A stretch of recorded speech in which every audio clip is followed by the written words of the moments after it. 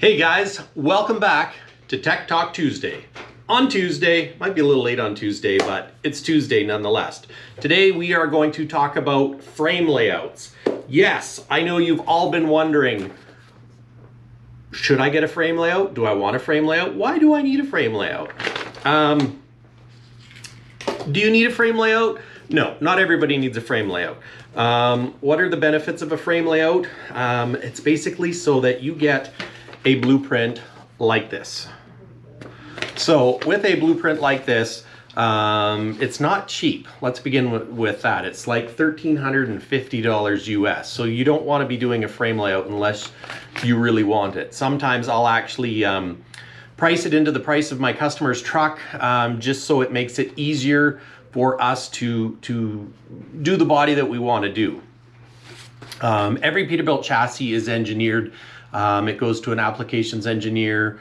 They run the numbers, make sure there's nothing goofy that's going to, create issues on the spec.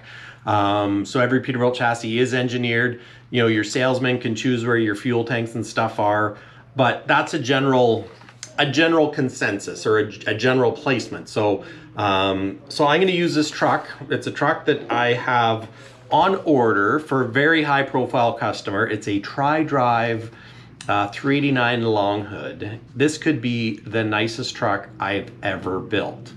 That's right, pretty exciting. So with that being said, we want to make sure we've got things where we want them. And now you guys might not agree with the placement of things, but at the end of the day, that's what it's all about, custom building a truck, because every truck does a different job. And not, well, I shouldn't say not two trucks, because let's face it, sometimes a whole fleet can be identical. But anyways, off topic. So when do I do a frame layout? I do a frame layout when things have to be perfect. There's lots of things with a factory where, something like an air dryer or a cross member, I don't get to choose exactly where it is. I get, like on an air dryer, I can choose general placement, but it's the application engineer that says, this interferes with this, we're gonna move it there. Or if you order a certain size fuel tank, they might have to shuffle it one way or another. So this is kind of interesting. With a frame layout, you get two drawings. You get this one here where you've got your frame showing top view and then showing left and right. Now, side of the chassis, so you can actually see where everything is placed. Then the measurement, it's like having a tape measure beside it, is in millimeters. So if I use a ruler, I can tell you exactly how much frame space or how much room there is on the frame or not room, or if you need to move something, you can figure it down to the millimeters. So, and with the frame layout, you get two drawings. So you get this one, which gives you the top profile and left and right side. And then you get this one, which shows it basically with the cabin sleeper on it, which is a little bit better profile. So if we look at this first one, this came to me yesterday. Now the customer, it's a 389 long hood tri-drive. We want steps under the door. That was very important for this customer. We also wanted symmetrical fuel tanks under the sleeper. So being that this is a tri-drive, we also needed some space behind the cab in case we want to, do something that might require some frames. Well, okay, we're looking at putting a triaxle on it. With a triaxle, we have the front axle of the converter might hang down on the frame. So we want to have space. We don't want to have fuel tanks hanging back. Now we do have the def tank back. Now if we look at this spec, the first spec, I've got the def tank right to the back because it's an option to have it as far back as possible. Decided we don't want it there. We want to have it as flush up to the fuel tank as we can. And the other thing that I noticed is it's got the cross member underneath the back of the sleeper protrudes behind the sleeper mounts. So with that, I actually want that moved up a few inches so that I have clear frame space. So if we decide to use a U-bolts for the front of the cab guard, because this truck will be getting a cab guard, we have clear frame for that, because that's an important thing. And moving a cross member here, we've done it, but it's not cheap. And that is truly what a frame layout is for. Fuel tanks are where we wanted it. If the truck came like this, you know what, we would it would be fine, although we did find that the def tank is kind of in the wrong spot because it should be butted up against the tank. So that's my bad. Stuff like that can happen. But moving the cross member, that's something that you see on the frame layout, and the only time you can really change it and choose to move that cross member for your customer is with a detailed frame layout. This is basically your blueprint of your truck. You know, that tells you where everything is, and if you need something moved just a little bit. Now these are the drawings that I got yesterday. The applications engineer sent them to me. We have 4 days basically from the time they send it till they say, okay, that's it, you're done making changes. So you, when they send the drawing, you've got to act and act quickly. So this is the update showing the def tank moved forward, butted up, and also, I don't know if you can see it or not, but we've got the rear sleeper cross member is now up under the sleeper enough so that the gussets on the cross member do not protrude behind the rear sleeper shock absorber, which is very important. So now I've got clear frame space behind the sleeper so we can put our cab guard U-bolts. Our fuel tanks line up beautifully. We've got twin 80-gallon tanks, which isn't a lot, but it's just what the customer needs, because the other thing you don't want to do is you don't want to pack more fuel than necessary, and especially if frame space is a challenge, there's no sense having great big fuel tanks and never be able to use it all. So you're packing around extra weight for nothing, and if you fuel up every day, you know what? Don't pack dead weight around. It's going to kill your tear weight, and you know what? It makes it harder for laying out your frame. So yeah, super glad that we did the frame layout, that I was able to change this cross member. We can change the def tank. I asked the customer if they want to bump up the fuel size a little bit, because we could go to a 90-gallon and maybe stretch it out a bit. But you know what? With every yin, there's a yang. So yeah, it's really great to have the frame layout for that. And you know what? Not everybody needs to do this. Like on our stock trucks, we don't do frame layouts. And also if you're ordering a fleet trucks, like say you're ordering a half a dozen trucks, you can do a frame layout on one truck, and then they're going to do it to all the trucks. So you only pay that cost once on a fleet aspect. So you pay the $13.50 US for one truck, and then all the trucks get made the same.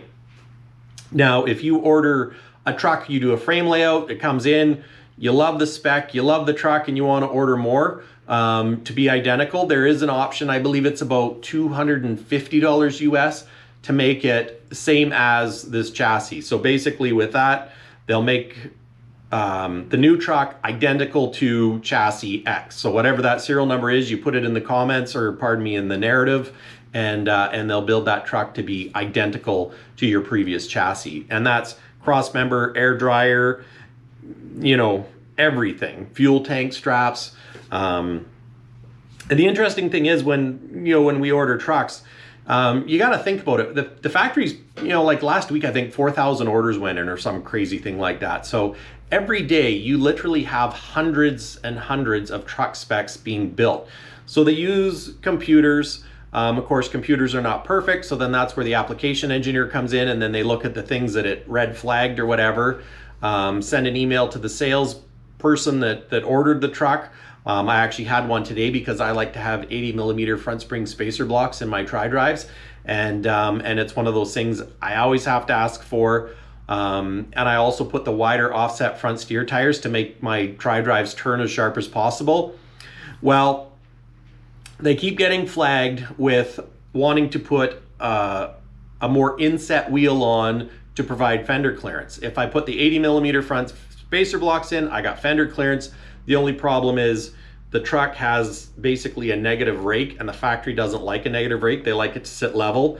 But the interesting thing is, and I'm getting a little bit off topic, but if you've got a progressive rate front end, the progressive rate front end, because it's progressive and the more weight you put on it, it squats down. So it's quite a long travel suspension. So when I put, say, 8,000 kilograms onto that front end, or say 9,100, it's going to set that front end down, so it's actually going to squat down a few inches, and then the frame's going to be level. And something that I've actually found, if you get the progressive rate front spring pack and you don't lift up the front end to where it can actually slope to where now it's squatted down on the front because it's right up to weight because there's so much travel. And I find traction wise in that, if I can keep that front end up nice and high, it might have the frame rake when it leaves the factory, but when we load it right up, when it goes to work, it's gonna sit level and it pushes through the mud better. If it's pushing down on the nose, it's like it's trying to drive that front end into the ground. And I know it doesn't seem like it should make a difference, but when you're off highway and when you're in the mud and when you're slugging through the ugly stuff, that rake makes quite a big difference. So anyways, the applications engineer emailed me. They asked if I had a what's the right word for it? An example chassis. So I gave them a serial number of a chassis that we actually built with the 80mm front spring spacer blocks, my wide offset wheels, and they said, okay, perfect. We know we've done it before. You guys know what you're doing, meaning us here in Prince George. So we'll build the truck that you request. Now they asked that because you might have a salesperson that's, you know, down in, I don't know, Podunk, Saskatchewan maybe. And no offense to the people in Podunk, Saskatchewan, but Podunk isn't actually a real place either.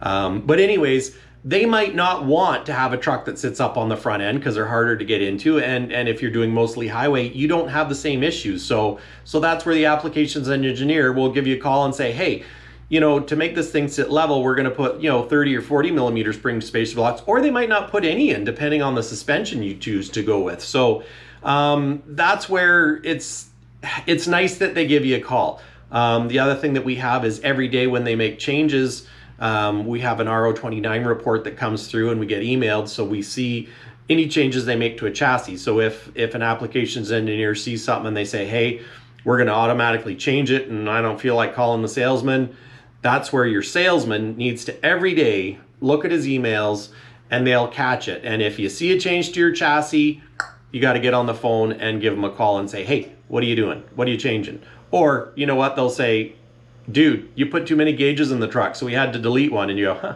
yeah, sorry about that, I didn't count. But anyways, little off topic, but yes, frame layouts. I love the frame layout. Do you need to do it for every chassis? Absolutely not. Don't spend the money unless you want to get things absolutely perfect. And I mean, that could even be on a 389 highway truck. You know, when you're custom building a truck, and especially doing like a show truck, lots of times you got the placements, or you know, you have limited space. And I'm going to use the 389 long hood as an example because, you know, you've got underslung exhaust, everything is moved back. So if you've got, you know, product pumps, anything like that, you really are limited with frame space. And depending on, you know, which part of North America you're in, or really in the world, because you know, you're restricted by the rules of your local government as far as, you know, whether you can have long wheelbase, short wheelbase, you know, and if you got well, if you're a fuel truck, so you got your PTO pump, or you've got a blower vac, you know, if you're doing bulk dry goods, you need to have room.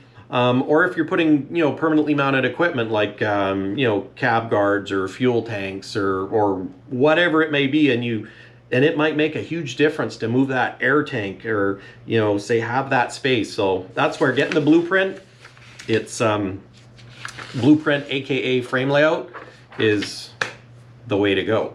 Is it cheap? No. Is it worth it? Oh yes. Because this truck, if it showed up with that DEF tank right here, you know who would be paying to move that? This guy. Yes. And I don't like paying for stuff. But at the end of the day, it's a great business we're in, and I absolutely love the fact that we have this option from the factory. Some say that, you know, they should do that for every truck. Well, they can't. You take 4,000 orders in a week, you can't do a drawing. And the thing is, like right now, this truck is in limbo because, you know, this was a spec they gave me yesterday. This is a spec they gave me today. You know, I sent these to the customer for review because at the end of the day, they've got final say on how they want it. And, you know, they might look at it and go, oh, geez, you know, Mike, we really need to pack more fuel. Or hey, Mike, we decided to go with a smaller DEF tank because look at, you know, how much space we're losing. Or they might say, hey, you know what, we nailed it on the head. This thing's going to be absolutely perfect, which is what we try to achieve. So anyways, guys, that's all I have to say about frame layouts. Thanks for watching. And until next Tuesday, Mike Chamberlain signing out. Cheers, guys. Thanks for watching.